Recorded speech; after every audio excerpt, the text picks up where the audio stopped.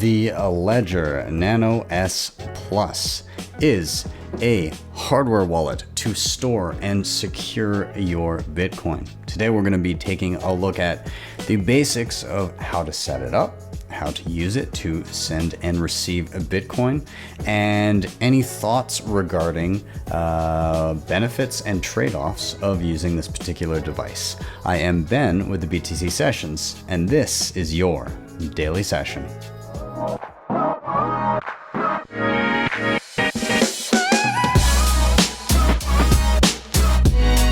Hodl the Bitcoin. Before we dive in, shout out to sponsors of the show, CoinKite.com. These guys just have some of the best Bitcoin hardware out there. The Mark IV, the cold card, is just an incredible and versatile device for Bitcoin only cold storage. This thing is robust as hell and really does the trick. So be sure to check them out. They also have great things like the Open Dime. They've got the block clock, which I always have flashing behind me on my shelf here. Great backup, steel plates, cold power, the hard case for your cold card, lots of merch and everything. The tap signer for on the co Bitcoin, second factor security, sats cards, you name it, they've got it. Just so much stuff, so much great stuff to check out here. Be sure to head to coinkite.com and use code BTC Sessions for 5% off everything in the store, or just simply click the link in the show notes. Up next, we have Shakepay.com. If you're in Canada, this is a super easy way to be buying Bitcoin. You can e-transfer in and out with no deposit or withdrawal fees. There's a thin spread. When you get there, if you click the link down below and you sign up and you purchase your first $100 worth of Bitcoin, they'll give you $30 for free. You also get the same deal when you use your own personal link and share it with friends and family, and they sign up to do the same. And you can then shake your phone every single day for free sats. They have a sats back Visa card, tons of different ways to get additional Bitcoin through these guys. So check them out, shakepay.com. Link is down below if you want that extra $30. Up next, we have LEDN.io. These guys, you can use your Bitcoin for a ton of different services, and they've been super helpful for me whenever I have a cash flow issue. I need to get my hands on dollars for the time being, but I don't want to sell my Bitcoin because maybe I'm worried about it being a taxable event, or I don't want to have to buy back in at a higher price. Well, here I can deposit Bitcoin, get a loan of dollars to my bank account within 24 hours, and when I pay back those dollars, I get back the same amount of Bitcoin. They also have savings accounts for Bitcoin and USDC, and they have quarterly audits, so you know you're not getting jerked around Celsius style there. So you want to make sure that your money is in good hands if you have it here at LEDN. They've got their B2X offering as well, and they have Bitcoin-backed mortgages rolling out across Canada and soon to some select US states. So if you want to check them out, you can also get $10 for free if you fund your account. Start.ledn.io/BTC Sessions. Now, I do live on Bitcoin. Bitrefill helps me a ton with this because I can pick up any gift cards that I can imagine with Bitcoin, and I can pay both on-chain and via the Lightning Network. You earn sats back as you shop. You can get more sats back with the referral program. You can also do things like top up your phone, get Lightning channels, tons of great stuff here over at Bitrefill. And if you're in the US, then they also have bill payments, so you can start living on Bitcoin if you want to go that route. So be sure to check them out, Bitrefill.com. And finally, if you're backing up any important Bitcoin wallet, you're going to want to get it in solid steel. In my opinion, paper just does not cut it. I don't want to have to worry about fire damage or water damage or whatever else, or just discarding it because it's a piece of paper sitting around. So that's why I like to have my seed phrase, the backup to my Bitcoin wallet, in solid steel on the BillFodl. And you can grab these at privacypros.io. Just give yourself that peace of mind. Again, check them out. Links are down below. And with that, let's jump into the tutorial. We're going to start off this video with some prerequisites. What are the things you need to know or need to do prior to using a ledger if you have one sitting around or if you've just purchased one?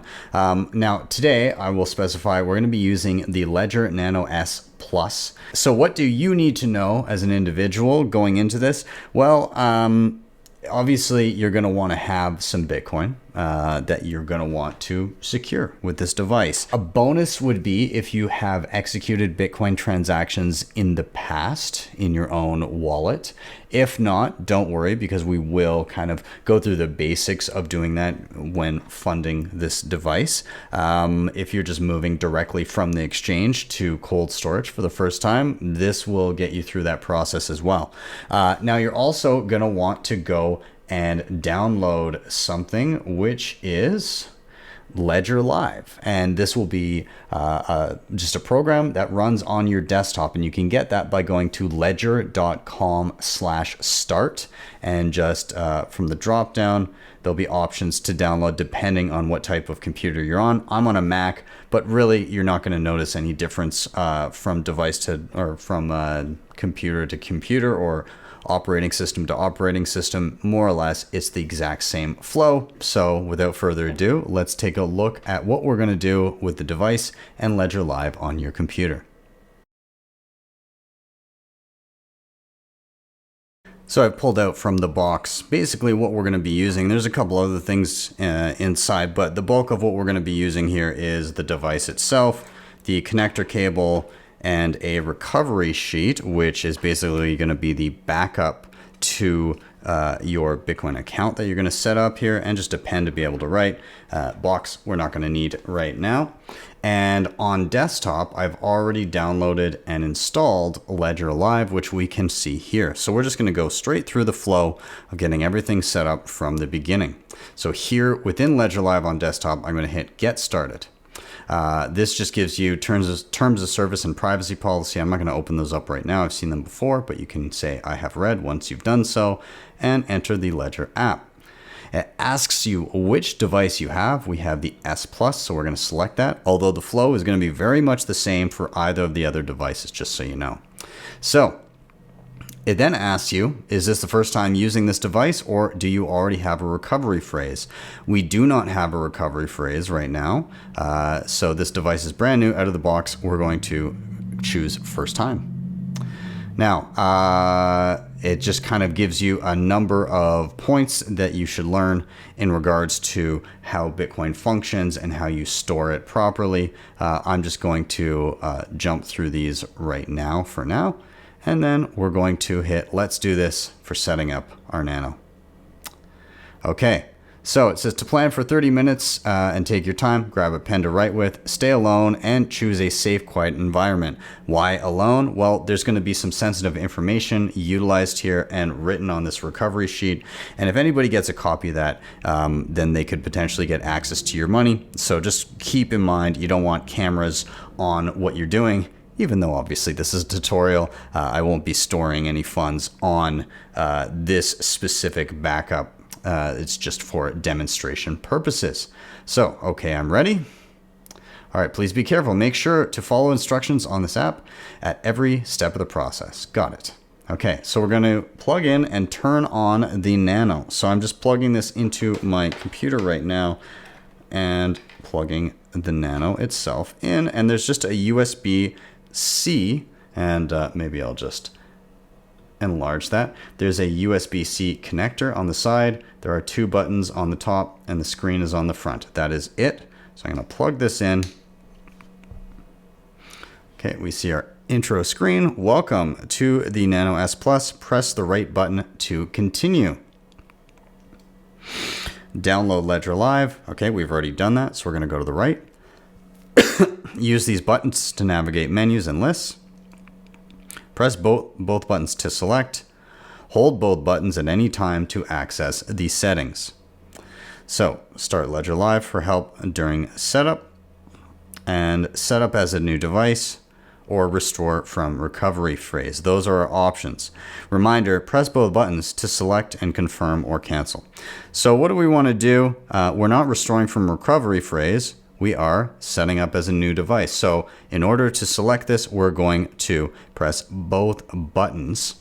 All right. And it says so as well in Ledger Live on our computer. It says turn on the Nano, browse, learn to interact with your device. You're reading the on-screen instructions. So back and forth with the buttons, and then set up as a new device. Press both buttons simultaneously to validate the selection, and then follow the instructions and come back here to follow instructions on your PIN code. Okay, so let's see what's looking on the Nano S Plus. So we're going to choose setup as a new device with both buttons. All right, now we're going to choose a PIN, and this was also highlighted in Ledger Live. We can hit next step. All right, your PIN code is the first layer of security. It physically secures access to your private key and your Nano. Your PIN code must be 4 to 8 digits long. So we're going to hit I understand and set up PIN code. All right, and then it's just basically walking us through what to do on the device. Okay, so it says left and right buttons to change the digits, and both buttons to select a digit. And you can erase by going to the little backwards X. We're going to see this all on the device. So let's go ahead and see what we're doing here. Okay, so we're going to choose PIN. Both buttons to select. All right, and you can see right is up, left is down. For the purposes of this video, we'll choose a very simple PIN just for demonstration. So 1, and there's that little backwards X, by the way. If I want to go back, I select that and I press both buttons, but I don't want to do that right now. But we're just going to go 1, 2, 3, 4. After 4 digits, you'll see a check mark as an option. But if you want to add more digits, then you just scroll through. But 1, 2, 3, 4, I'm going to leave it for now. And then we confirm our PIN by putting in the same one again. 1, 2, 3, 4, and then check mark. All right, write down your recovery phrase. And we're going to, again, follow along in Ledger Live. So we've done all the PIN stuff. We're going to hit next step. Recovery phrase. Your recovery phrase is a secret list of 24 words that backs up your private keys. Your Nano generates a unique recovery phrase. Ledger does not keep a copy of it. So this is important. They don't have a copy of this. This is your own personal responsibility to keep safe. If you were to break your Ledger and you were to lose your written backup with the 24 words, Ledger can do nothing to help you recover their funds because they do not hold them. This is the whole point of getting a Ledger. It is self-custody so that nobody can prevent you from holding and using your Bitcoin. All right. And because of that, they also can't save you if you make a mistake. So your device is backed up by the recovery phrase. If anything happens to this device, the recovery phrase allows you to recover your money regardless of the state of this device, okay? So just keep that in mind. So we're going to choose I understand, and we'll move on. Okay, so take your recovery sheet, write down the 24 words, and that's what we're going to do right now. And let's take a look at the device. So again, to move on, both buttons to select. Okay, your device will generate 24 words as your recovery phrase. It is your only backup to restore your account if needed. Write it down on your recovery sheet in the correct order. Press both buttons to continue. So here we see a simple word, a regular English word, job, and it says write down word number 1, and then I can continue to scroll through. Word number 2 is kind and alone, and we're going to go all the way through and I'm going to write down all of these words. We'll be back after I do that on my recovery sheet. Okay, so I am now on word 24.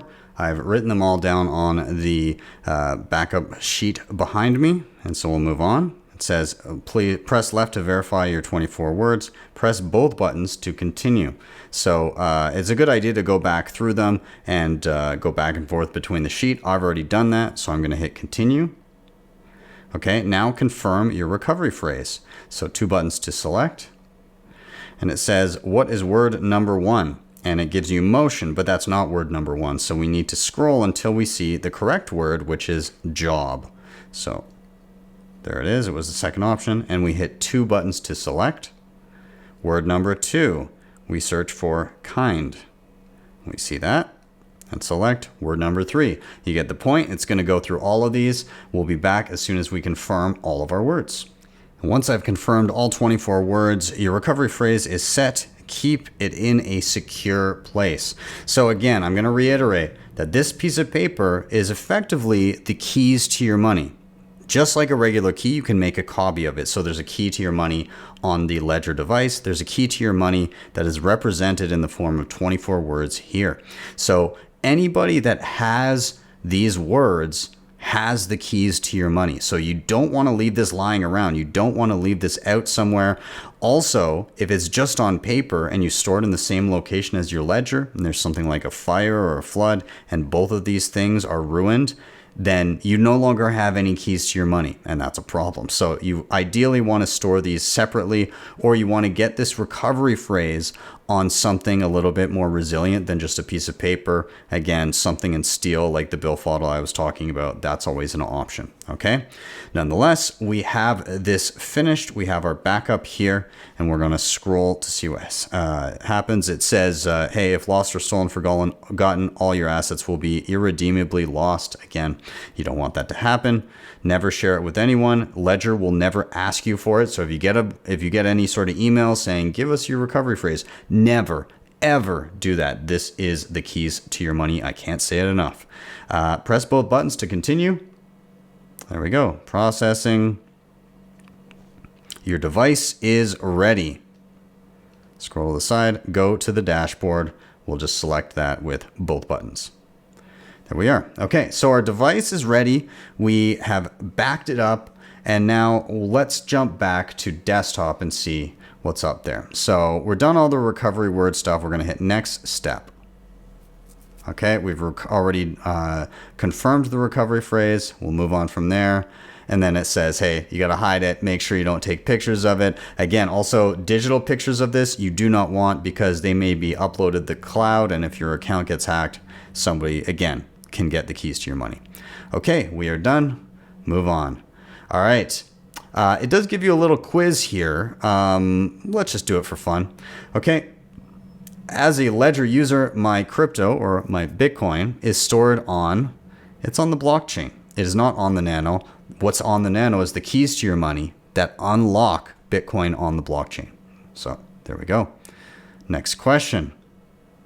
If my recovery phrase is no longer secure or private, either no problem, Ledger can send a copy, or it's no longer safe and I need to transfer them to a secure place. It is the second option. Ledger does not have a copy. They cannot help you. So this is your personal responsibility. All right. And one more. When I connect my Nano to the Ledger app, my private key is either still offline or briefly connected to the internet. It's actually still offline. There's something called a secure element that stores the keys to your money on this device, and that secure element does not connect to the internet, even though you are plugged into a computer, which is. All right. These devices are built in a way that are designed to assume your computer is compromised and still keep those keys to your money safe. So we'll say still offline. Finish. Okay, so here we go. You are ready to safely manage your crypto. I'll say Bitcoin. Only one quick step left. So we'll get next step here. All right, so we're going to check whether the Nano is genuine. So this is quick and easy. It's going to just physically check the device. All right. And then on the device itself, you get a pop-up that says Allow Ledger Manager. And to say yes, you hit both buttons. All right, and then on the computer, it says, all good, your Ledger Nano S Plus is genuine and ready to use Ledger Live. So we'll just hit continue. Okay.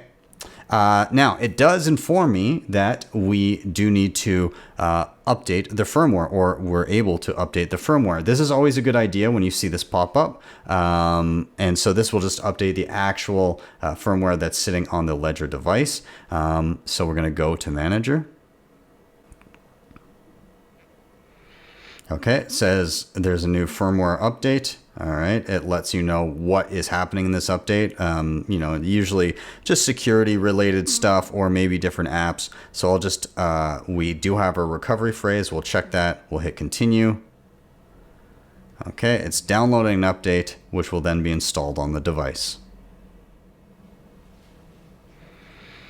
Okay, so we'll jump to the device and take a look at what it says. New firmware. You can either confirm the update or cancel the update. We want to confirm it with two buttons again. There we go. We see it's processing. And then we're going to enter our PIN and check. Perfect. And I can see on my computer, it says firmware updated. And now we're able to install apps. So I'm going to hit the install apps button, and I'll explain kind of how the ledger works as we're doing it. In order to utilize a particular coin, because Ledger handles lots of different cryptocurrencies, you need to install an app which supports that specific coin. In this video, I will just be using Bitcoin because that is all I focus on. But if you're using it for any other coins, you will need to install the corresponding app and then create an account for that particular coin, just so you know. So again, on the device, it is saying allow Ledger Manager. I'm going to hit both buttons to say yes to that. And on my computer, I have options to install for various coins. I only want the Bitcoin app, so I'm just going to install that one. Perfect. That is now installed and everything is set. I don't need to install any other apps. And so on the device itself, I can see there's now a little Bitcoin app on the left-hand side.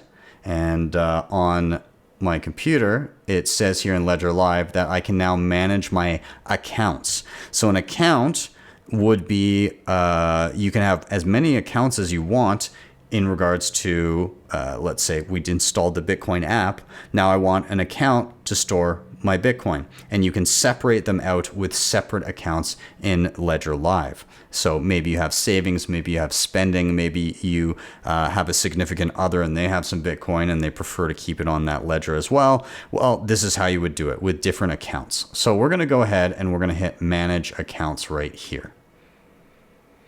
Okay, now it says we need to open the Bitcoin app. On the device itself, it will automatically prompt you open app Bitcoin, and you just select it with both buttons.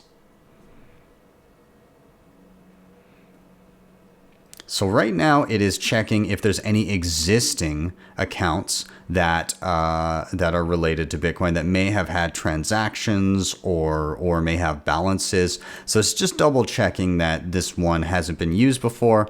And right now, obviously, it has not.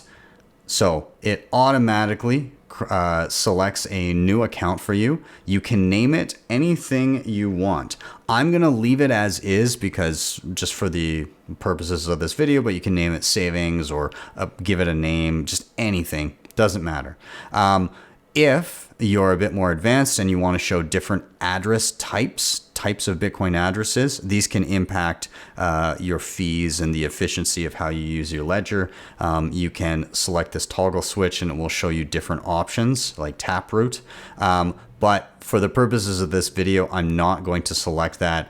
Native SegWit is plenty efficient. And if you're unsure, just leave it as is. So we're going to hit add account. All right, account added successfully. Add other accounts or return to portfolio. So I'm not going to add any additional accounts. Just know that you can have multiple Bitcoin accounts and separate out your balances if you see fit. So let's just take a little peruse around the Ledger Live app and kind of see what we have in front of us. Now, I don't like these little ads and stuff up here. I'm just going to X out of that so we don't have it. All right, I confirm and close that out. So we have yet to use our ledger. So we don't have any balance or anything showing here in our portfolio. So there's no data to be presented here in this chart. Down below, we have a number of options on the left-hand side. We have market, and this will show different prices, and you can buy and sell through the app here. I tend to just use either I earn my Bitcoin, or if I'm purchasing, I'll use a local exchange instead. And I'm not going to be diving too much into this, but at least you can see price movement over the course of the past 24 hours, or you can change it over the past week, 30 days, year, so on and so forth. You can also change your currency that you prefer to see with this drop down here. Next, accounts on the left-hand side. These are all of our accounts that we've set up. We set up a single Bitcoin account, and if we want to add more, we can also use this screen to do so. Discover, I'm not going to dive too much into here. This is a lot of stuff that tends to be focused in and around altcoins, and I'm just not my cup of tea. I'm going to leave this alone. Send and receive screens, we'll be using this. So send if you want to send out of your Bitcoin account, receive if you want to receive to your Bitcoin account or any other accounts that you may have here. Okay. Down below, we have, again, buy and sell. If you'd like to buy and or sell Bitcoin, you can swap. Again, not going to be really using this because I'm not interested in swapping Bitcoin for anything else. They do have a card here. Again, I'm not going to be touching on a lot of kind of the peripheral stuff outside of Bitcoin, so I'm going to leave that. And then the manager down here at the bottom, this is something you may use. This is in and around the applications that are on your device. We saw this during setup. We've seen this screen before, but it just gives you an overview of what apps are in the catalog that you can download, or to simplify, the apps that are installed. Okay, you can also uninstall apps from here by hitting the little trash button. So more or less, we can just navigate to accounts and we can click on Bitcoin. And this gives you pretty much everything you need here. You can rename the account, you can buy, you can receive, and you can send out from this screen as well. So I think now we are ready to send and receive transactions. So what we're going to be doing here is I'm going to go through the flow of taking Bitcoin that has been purchased on an online exchange and moving it directly into our own self-custody on our ledger. So perhaps you're a person that doesn't have Bitcoin in your own personal wallet yet. This will be more or less what you see. However, if you have your own Bitcoin wallet and you have Bitcoin in that, like a one on your phone or something, and you want to send to your ledger, the flow is pretty much going to be the exact same. So it will apply to either one.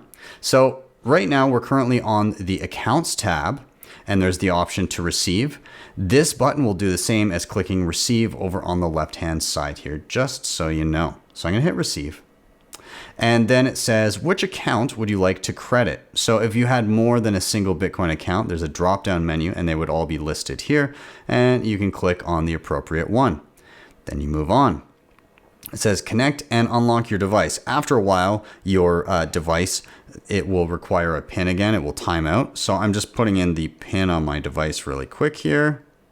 Now it asks me to unlock or open the Bitcoin app on my device, and that prompt shows up right away. It's automated. So again, just 2 buttons to open it up, and we are ready. So at this point, it says, this is your Bitcoin address, and it shows it not only on the screen of my computer, but on the screen of my device, my ledger as well. Now, why is this? Well, you want to consider your ledger as your beacon of truth. Same with any hardware wallet that you're dealing with. This device holds the information in regards to receiving and in regards to sending out of your Bitcoin wallet. Your computer, however, could be compromised, right? It's connected to the internet. Perhaps you have malware or something like that on your device, and it could be showing you an incorrect Bitcoin address in the hopes that you send some Bitcoin to it and it now is in the hands of someone else. So it's important that you kind of take a look at the address on your computer and the address on your physical device itself on the ledger, and at least make note of the first few and last few digits to confirm that they are the same, so it's the same address. So I can see here BC1 and near the end TG4D4, and I can see the same first few and last few digits on the ledger, so I think I am okay. Now, this address can be copied by simply hitting the 2 little squares to the right. That will copy your Bitcoin address. Alternatively, if you're dealing with a phone wallet and you want to scan your computer screen to easily get this information, you can hit show QR code, and it shows up as a QR code on the screen that can be scanned as well. That will relay the exact same information. So this QR code on the screen is actually what I'm going to use this time around, but I'm going to be utilizing Shakepay, which is a Canadian exchange here, and I'll be able to send out of it from there. So let me just blow this up a little bit. So you can see I've got, 80 something dollars worth of Bitcoin. That's Canadian dollars, just so you know. And ledger is set to US dollars. So if you see some discrepancies there, just know that's what's going on. Now, I would like to withdraw these funds. Now, different exchanges may look different depending on what you're using. In Shakepay, it refers to that as sending. And in other exchanges, it may refer to it as a withdrawal, okay? But either way, you just want to get to the screen where you can send money out. And for me, that is right here under send. Now, this gives me, Shakepay does have contacts that you can utilize. However, it does give the option to enter a Bitcoin address, which could be pasted. So you saw in the previous screen, I could copy and paste a Bitcoin address that could be sent to me as a message or whatever. But in the top right, there's also a little square that allows me to scan QR codes, which I'm going to do. So I tap that, it opens up my camera. I'm going to scan the QR code that was on the Ledger Live app. Okay, and this fills the Bitcoin address for me. And again, remember those first few and last few digits, BC1 and TG4D4, those sound familiar to me. That looks good. So then I have to select how much money am I sending out. I can choose a Bitcoin amount or a dollar amount depending, but I'm going to hit max and I'm going to send all of it out. So that's just over $80 Canadian. And then I'm going to hit continue. All right, now it wants me to confirm you're sending this much Bitcoin to this address. Does that sound good? And again, I notice it's the correct address. I'll hit confirm. All right, you sent this much to this address. We can close it out here. All right, I can now see I have a zero balance. Now, it may take a moment, and it really depends on which platform you're using, because some platforms, they'll do transaction batching, which means that they send a whole bunch of withdrawals all at the same time all together. And then others may be pretty quick. I find that Shakepay is usually pretty quick here. So all I'm going to do, I'm just going to X out of this and I can, on my device again, I'll just re-put in my PIN because it timed out. Okay, and I'll just hit approve. And I can just hit done here. Okay, now in order to refresh here where it says synchronized up top, you can actually tap on that and it'll check for any transactions that may have happened. They haven't set out from the exchange yet, but as soon as that pops up, we'll jump back here to see what that looks like. All right, so it's been a little bit of time. We received a transaction which has since confirmed on the Bitcoin blockchain, and we can see some things have changed within our account here. Namely, we now have data on Bitcoin coming into the account represented by this graph here, which tracks how much Bitcoin you have over time. It gives us a Bitcoin amount, a dollar amount currently in US dollars, which you can change as I showed before. And it gives a current price of Bitcoin, so roughly what that amount of Bitcoin in your wallet is worth. If you scroll down, you can also see under latest operations, any transactions that have happened. So I can actually click on that transaction and get details on it. And I can even open it up in an external block explorer to get further transaction details if you are curious about that kind of thing. I can just close this by hitting the X. Nonetheless, we also see an update when we click on the portfolio tab here. This gives us a total balance of everything we have in our ledger. Okay, so some people may have altcoins or something like that in there, and that may be reflected here as well. But for me, my account, my Bitcoin account is exactly the same. It will also reflect if you have multiple Bitcoin accounts. That will be reflected here too. And then down below, you'll have them separated out amongst, it shows your asset allocation. So if you have altcoins, Bitcoin wouldn't be sitting at 100% here. It would be a smaller percentage of that. But yeah, that's more or less it. So once you have Bitcoin sitting in here, your kind of main area is going to be within accounts, and then using whatever Bitcoin accounts you have set up, whether it's just the one or you have them separated out for different purposes. And then to interact with them, either go directly into that specific account and use your send and receive buttons, or just use the send and receive and designate from there. So now that we have received Bitcoin, let's test how to send it out. So we're now going to go ahead and send the Bitcoin that is sitting in our ledger to an external wallet. In this case, it's going to be Sparrow Wallet, which is another one I have here on my desktop that I use for a lot of tutorials. What I'm going to do is just from Sparrow Wallet, I have my receive screen pulled up, and I'm just going to copy the Bitcoin address here so I have it ready to go. Now, within Ledger Live, there's, again, a couple different ways you can get to your send screen. You can go into accounts, select the account you want to send from, and hit the send button. Or at any point from any screen, you can just go to send on the left-hand side, and that will open up this prompt, which we'll use right now. Again, it asks what account do you want to use. If you had more than one, drop down and select the one you want. And then it says the recipient address, and you can paste in an address that you've copied, or you can click this little square off to the side, and that opens your webcam to scan any QR code you may have on your phone or wherever. So I'm just going to paste in the address for now, and I'm going to hit continue.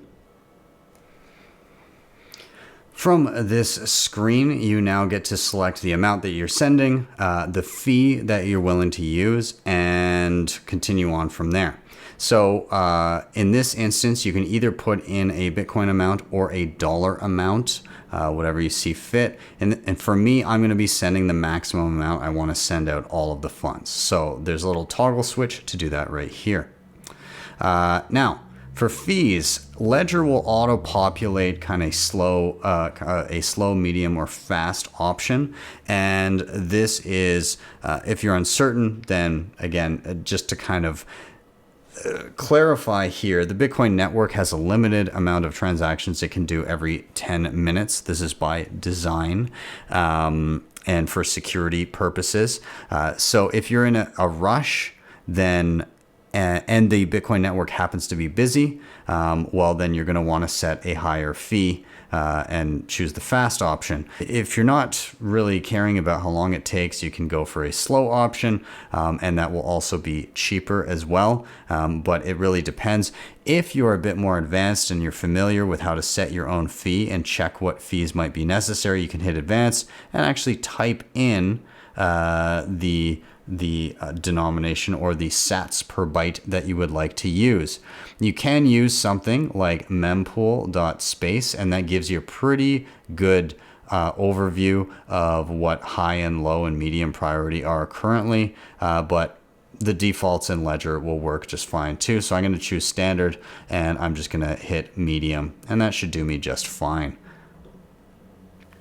All right, this now gives you a summary of what you're trying to do. You're sending Bitcoin to the following address from this particular account. Here's the amount in Bitcoin and in the current value in dollars. Here's the fees that you're going to pay in order to do so, and the total that will be going out of your account. So I'm going to hit continue. And this is where we're going to interact with the ledger itself. So I'll just open that up to show here. So it prompts me for my PIN one more time. And I have the Bitcoin app open on my device already. Okay, so it says always verify the address displayed on the device. Make sure that it matches where it's supposed to be going. So on my device here, it says review output 1. And if I tap to the right, it gives me the Bitcoin amount that is being sent out. And I can see it's the same as the one on the screen. And it's going to the following address. So it shows me the address, and off to the side here, I can actually see the address in the other wallet, and I can see that is correct. And if I tap to the right, it gives me the option to approve by hitting both buttons. So I'm going to do that now. Now it wants me to confirm as well, if I tap to the right, the fees that I'm paying. So it shows me the total fee. And if I want to accept and send, then I hit both buttons again. I can see now it's broadcasting my transaction in Ledger Live. It says your account balance will be updated when the blockchain confirms the transaction. So I'm going to hit view details. And it says, hey, you just sent out Bitcoin. And this is a summary of everything you did. It has been sent, but it is not yet confirmed. And I can see a notification popping up from Sparrow Wallet coming into my wallet there. So I'll X out of this in Ledger. I can now see my balance is updated as well. I no longer see a balance in this particular, in my portfolio. Or if I go to accounts and I go to Bitcoin, I can see that there's no money sitting in it now. And if I go over to Sparrow Wallet and I look at my transactions, I can see that transaction that just came in there. It's not as user-friendly looking over here in Sparrow, but we still have the same data. I have a transaction coming in to this wallet, my tutorial wallet. So we've now successfully received and sent to and from our Ledger device.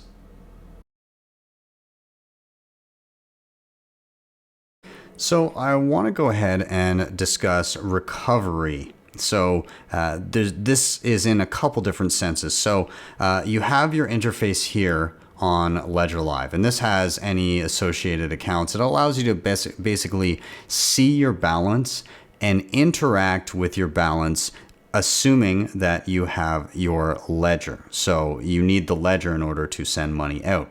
However, Ledger Live on your computer does not hold the keys to your money. The ledger itself does, all right? If you just have this program on your computer, you can't send money out of it without your actual device plugged in, okay? Now, the device itself has all of the information necessary to re-access anything in Ledger Live. So if you were to delete Ledger Live off your computer, but you kept your ledger itself intact, well, you can just download the program again and set up the account to view your balance again.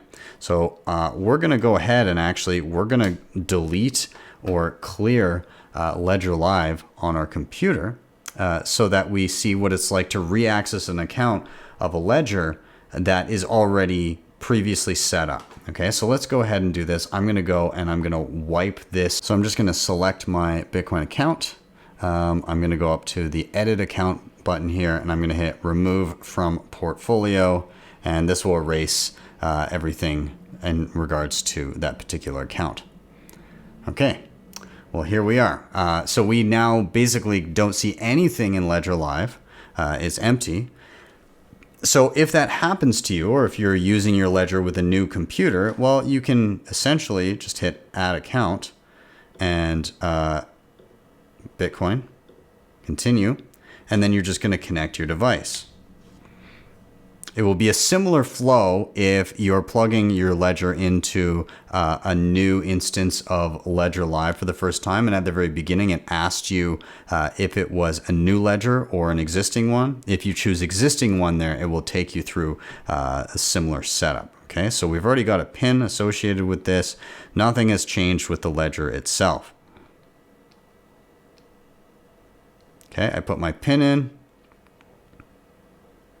And now it's saying to open the Bitcoin app, which I did just now.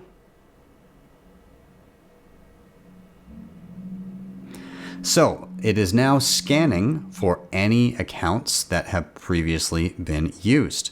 And we can see our Bitcoin One account is there. Okay, so we're going to end up using this account. We know it was the first one that popped up. It will not retain the name of the account. So if I had changed this to savings, it will not be aware of the name of the account, but if there was a balance, it would show here. Okay, so I'm just going to go ahead and I'm going to hit add account and then hit done. And this is the exact same account we were dealing with before, because we can see the previous transactions that are associated with that account. So we've recovered the account using the ledger, which was not wiped in any way. We just simply wiped Ledger Live. Now, what about if our ledger itself is wiped, or if we break it and we have a replacement device, whatever the case may be? Well, we're going to go ahead and we're going to do that. So I'm going to show you on the device. I'm going to get out of the Bitcoin app. So we just scroll to the side and we'll hit quit. And that just puts us back to the main screen here. At any point, if you want to get to the control center, you hold both buttons. This gives you settings to manage the device. So you can select that. It gives you general settings, security, or back. I'm going to choose security. You can change the pin here. You can add a passphrase. You can change when the pin times out, the screensaver, all that stuff. I'm going to actually choose to reset the device. It says your private keys, apps, and settings will be erased. All right. Use a recovery sheet to restore the private keys on the Ledger device. You can cancel or you can reset the device. I'm going to do that now. It requires a PIN to do so. All right. There we go. So this is the beginning screen that we originally saw. Welcome to Ledger, right button to continue. You download Ledger Live, all that good stuff. And we'll just kind of scroll through. Okay, so we'll just get through. And it says, do you want to set up as a new device? That's what we did last time, but not what we're doing this time. We're going to restore from recovery phrase. This is what we want.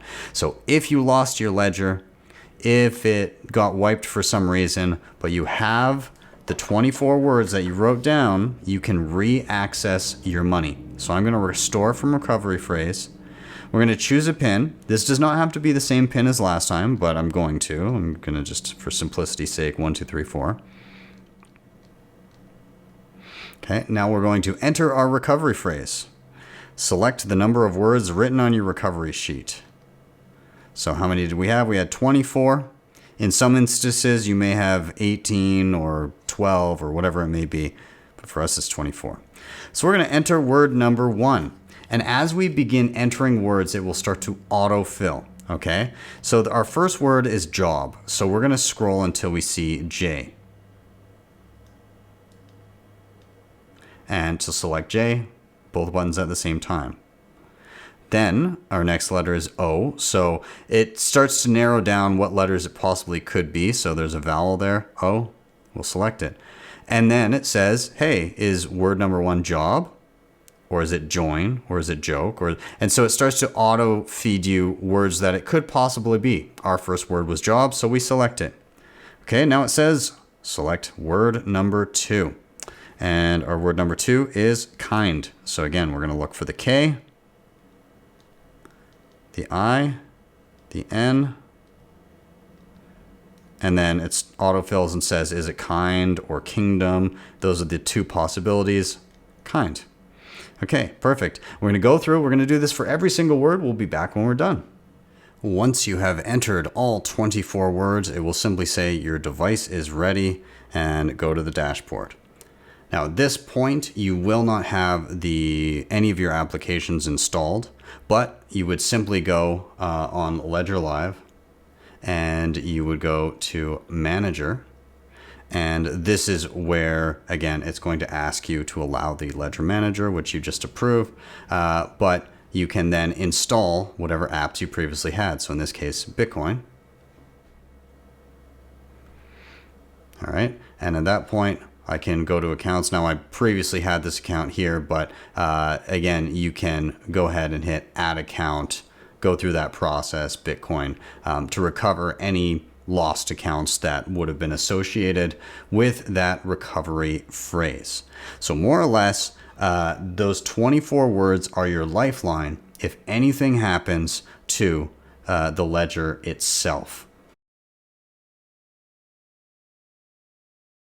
So I wanted to take a little bit of time here to, again, just kind of review some of the navigation in and around the ledger. So obviously you'll have your applications here. If you have more than one, you'll be able to scroll a bit. There's the option to install apps. Of course, you got to be plugged into Ledger Live to do that. And you can prompt it from within Ledger Live, so you don't necessarily need it there. And then there's the control center. If you select the control center, it says hold both buttons anytime to access settings and more. and then I can go back to the dashboard. So we did this earlier when we wiped the device, but let's take a look at what's actually in there. So hold both, and here we go. So we have settings, we have lock device, and we have close or exit the control center. So settings is where all the interesting stuff is. We're going to select that. So under general, there's security, and there's back. So let's check out general. So this, you can find out what firmware version you're running. You can uninstall all the apps. You can get the serial number of the device. You can change the brightness, any regulatory info, and back. Okay, so not too much in there, but security is where you're going to have a bit more control. We're going to select that. You can change your PIN from here. So if you want to change your PIN, it'll choose a new PIN, 4 to 8 digits, and you can set that up here. Now I'm not actually super interested in doing that, so I'm just going to back out here. I'm actually going to unplug the device because I'm just going to leave it as is. Now, passphrase is an interesting one. You can have a secondary wallet that stores entirely different funds. And how this works in reality is it's kind of like adding a 25th word to your backup, to your passphrase, all right? Or your seed phrase. So your seed phrase alone would not give somebody access to your funds. They would also need to know your secret passphrase.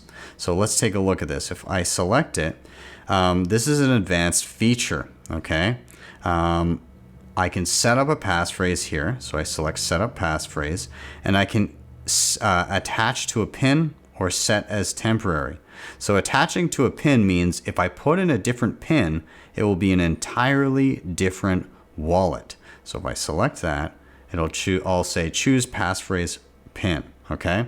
For this one, I'm going to go 4321. Okay. Okay. Enter passphrase. So this passphrase is going to be a word of whatever it may be that I associate with this wallet. So I'm just going to go ahead, and by the way, you can select letters that are uppercase, lowercase, or numbers or symbols, whatever you want. So you can get quite complex with this, but please know that if you do not remember this passphrase and something happens to your ledger, because your ledger is simply associating it with the PIN, but same goes for if you forget the trick PIN to get to this special wallet, there's no one that can help you. You need to remember this information. So if you worry that you may forget it, don't bother. All right. Nonetheless, I'm going to go into lowercase letters. I'm going to go, and we'll just do sessions because that's nice and easy for me to remember. Once you're done with the word, you're going to scroll until you see the check mark, and then you're going to confirm the passphrase once more. And it's going to show you it on the screen. Just audit it, make sure it looks good. And then we're going to confirm with the correct PIN. And the correct PIN is the original PIN, not the new one you just set up, but the original one. 1, 2, 3, 4. Okay, so the passphrase is set. And what that means is, at this point, when the PIN is put in as 4321, it will go to the totally separate wallet versus 1234 is the original wallet that we set up. So we'll go and check that out momentarily. Let's just get through the rest of this. PIN lock, just a timer, whatever timer you want it to lock out at. Screensaver, how soon before the screensaver jumps on, and then reset device, and that's it. Okay, so we'll just get back out of here, and here we are. So let's try to get into our passphrase enabled Bitcoin wallet with Ledger Live. I plug into my device. I'm going to enter my PIN, but my PIN that is associated with my passphrase, 4, 3, 3, 2, 1. And then I'm going to open my Bitcoin app. Here in Ledger Live, and I'll transition so you can see, I'm going to hit Add Account. I'm going to choose Bitcoin. I'm going to hit Continue.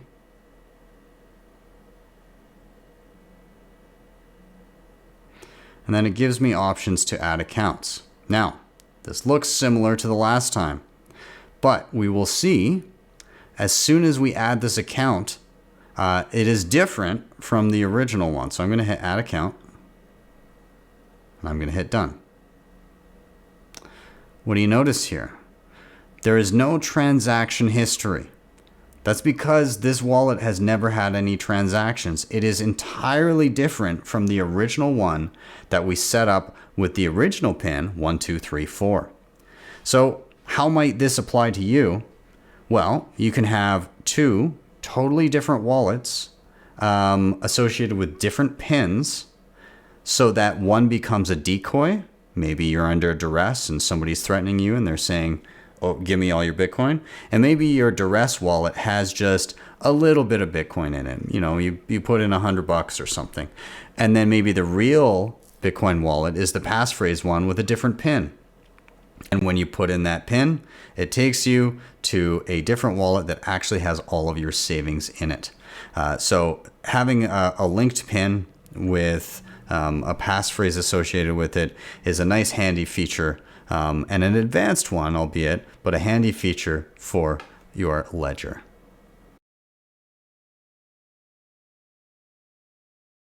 Now, one of the nice things about Ledger is that even though you must set it up with Ledger Live software, you can then use the device itself with different software if you see fit. For me, I tend to use Sparrow Wallet a lot because it has a lot of different features that I quite enjoy. So how would you import a ledger into something like Sparrow? Well, pretty simply, Sparrow Wallet, you'd go File, New Wallet. We would Ledger Nano S Plus, we'll name it. We'll hit Create Wallet. And it's also important to remember you need to open the Bitcoin app in Ledger. So you select it, and where it says Bitcoin, let me bring that up. Where it says Bitcoin, you got to make sure that you open that up. Now, because I'm using third-party software, it's not going to auto prompt me when it comes to opening the correct app. But just know you got to have that open for it to work with Sparrow. Anyways, we want to use a connected hardware wallet, and we hit Scan. And it says that it sees the Ledger Nano S Plus. We're just going to hit Import and Apply. This password would apply to just the interface itself. It has nothing to do with the ledger itself. You can always recover without the password. We're just going to hit No Password for now. And then if I go back up to transactions, right now it's scanning for any previous activity. And we can see here that imported, we have two previous transactions of money coming into and out of the wallet. So we know it's the exact same account that we were dealing with in a Ledger Live, but simply using a different interface. So Ledger will work with most major Bitcoin supported wallet softwares out there on desktop. As long as they support hardware wallets, then you can be pretty sure that Ledger will function with them. So I want to finish up here with some thoughts on the Ledger Nano S Plus. First, in comparison to older versions of the Ledger, namely the Ledger Nano S, it does, in terms of just build itself, seem and feel to be a bit of an upgrade. Now, the main upgrade here is space so that you can add applications for different altcoins. That is not at all of interest to me. So in terms of actual functionality upgrade, kind of not super noticeable for me. But the build itself, it does feel more robust. There's a bigger screen. The buttons feel like they're a little bit more robust as well. So yeah, all in all, I think it's a good next in line replacement after the Nano S. The Ledger Nano X is, of course, an upgrade from this, bigger screen, Bluetooth if you choose to pair it with mobile, so on and so forth. So now, things that I think are positives in and around the Ledger. Number one, the user interface. So it's easy to navigate. I find the menus not to be too difficult to sort through. Ledger Live basically handholds you the whole way through and tells you what your next step until you're fully set up. And yeah, that's pretty much out the box for a newcomer. This will be a pretty friendly experience for you. Also, it's the oldest company, or one of the oldest companies in the space. They've been making Bitcoin hardware for quite some time, so they've got a track record to them where their products are known for being able to secure your Bitcoin quite well. Now, they're also, because they've been around for so long, very, very compatible with third-party software. Basically, if you've got a Bitcoin wallet that also allows you to interact with a hardware device, Ledger will likely be supported. You're not going to have any issues there. Probably them alongside with Trezor are going to be the most widely supported hardware devices out there because they've been around for just so long. Now, one thing that I'd say the Nano S Plus and the other Ledger devices out there have above the Trezor, and I'm referring to the Trezor because it's one of the longest standing companies creating hardware out there, is the Ledger Nano S has a secure element. And this is a dedicated chip which houses the keys to your money, aka your backup seed phrase. And this ensures that even though your device is plugged into an internet-connected computer or phone, it does not put your seed phrase at risk of being hacked and is extracted, unlike the Trezor, which does not have a secure element. Nonetheless, you should exercise caution and assume that if your device has been taken, there's a possibility somebody could get a hold of your funds with enough time and resources. So always hedge for that eventuality. Now, but secure element, big bonus. Now, some of the trade-offs here in using the Ledger. Number one, it's not Bitcoin only. Now, yes, you can add different apps for different altcoins, and you can opt just to add the Bitcoin application. However, the support for those altcoins is still there. And in my opinion, with more complexity comes more potential attack vectors and vulnerabilities. So, I prefer interacting with a device that is either natively Bitcoin only, or at the very least can upgrade to Bitcoin only firmware from that point forward. Number two, and this is one that, again, not ideal, is you have to use Ledger Live to initialize the device for the initial setup. So to download the firmware, to upgrade it at any point, you need to use Ledger Live. You can't just plug it in and pull the firmware over and install it. You must use their proprietary software. Even though after the fact, you can then use it alongside whatever wallet you prefer, you're still going to need to go back to Ledger Live in order to keep things current and to initialize it. So not ideal. I'd like an option to not have to use Ledger Live if I see fit. And then the biggest one for me on the detractors would be this device is not open source, meaning if a device is open source, you can go in, you can audit the code and basically ensure that the device is doing what it promises to do. With Ledger Live, or with Ledger rather, this is not the case. You are basically banking on the track record of the company not actively stealing people's coins, that the device is functioning as promised. So far, so good. They've been around for a long time, but Bitcoiners tend to think adversarially, don't trust, verify, and if you can't verify, then that's a big question mark for some. So those are kind of my positives and negatives here. I will say as a final note that more or less, if you're going to be using a Ledger, you are going to be fine. You're going to be able to secure your Bitcoin, and if you don't want to use Ledger Live after the initial setup, you can go and use something like Sparrow, which I showed. And I think all around the user interface is easy, and it will do the trick for anybody that's looking to secure their Bitcoin with Ledger. So I'm curious about your thoughts. What did you think about the Ledger Nano S Plus or any other versions of the Ledger you may have? What are your positives? What are your negatives? And do you prefer this or other hardware over to store your Bitcoin? Let me know in the comments down below. I'm always curious to hear your input. Thank you guys so much for watching. As always, please do hit like, subscribe, share. All those things really help get this content in front of more eyeballs. You can also, to help the show in another way, hit up the previously mentioned sponsors down below. That was CoinKite, Shakepay, LEDN, Bitrefill, and BillFodl. They're all down below. And if you really liked what you saw, you can always hit me up with a tip at my Strike page, and that is strike.me/BTC sessions. You get there, you type in any amount you like, hit the tip button. You'll be greeted first with a Lightning invoice, or if you prefer, tap the arrow to the right, you'll see a regular Bitcoin QR code. With that, I am out. Have yourselves a wonderful day or evening, wherever you may be. See you guys next time for your daily session.